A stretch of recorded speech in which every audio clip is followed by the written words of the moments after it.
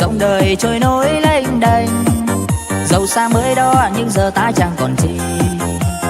Cuộc đời này nhiều khi đổi thay chẳng biết đâu lường, đến có đây nhưng rồi biến mất ngỡ ngàng. Bạn bè nay cũng xa ta, ngày xưa sớm tôi là lần đến nhà mình chơi. Giờ thì mình nghèo sơ, bạn trong ánh mắt khinh thường, thời thế cho ta tưởng rõ mặt tình thân.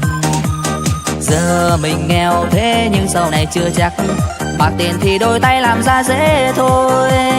Nhưng tình thân nghĩa nhân đâu mà đi tìm, luôn tính toán bạc tiền thì chẳng bền lâu. Chán cả bạn bè chán ngán anh em, ngày xưa khốn khó sớm chiều sướng buồn cùng nhau. Nay mình chẳng còn chi thì anh vứt điếu thuốc tàn, người mỉa mai kinh thường ra điều dạy khôn.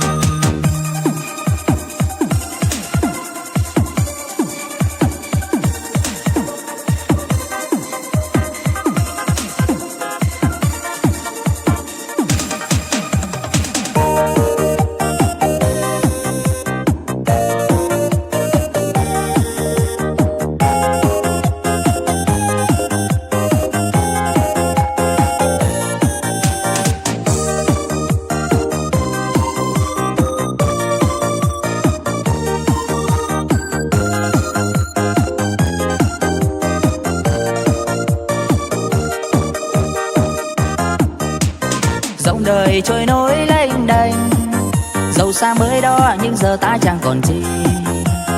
Cuộc đời này nhiều khi đổi thay chẳng biết đâu lường, đến có đây nhưng rồi biến mất ngỡ ngàng. Bạn bè nay cũng xa ta, ngày xưa sớm tôi là lần đến nhà mình chơi. Giờ thì mình nghèo sơ, bạn trong ánh mắt khinh thường, thời thế cho ta tưởng rõ mặt tình thân. Giờ mình nghèo thế nhưng sau này chưa chắc, bạc tiền thì đôi tay làm ra dễ thôi. Nhưng tình thân nghĩa nhân đâu mà đi tìm, luôn tính toán bạc tiền thì chẳng bền lâu.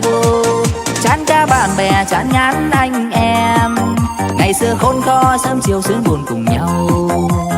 Nay mình chẳng còn chi thì anh vứt điếu thuốc tàn, người mỉa mai kinh thường ra điều dạy khôn. Nay mình chẳng còn chi thì anh vứt điếu thuốc tàn, người mỉa mai kinh thường ra điều dạy khôn.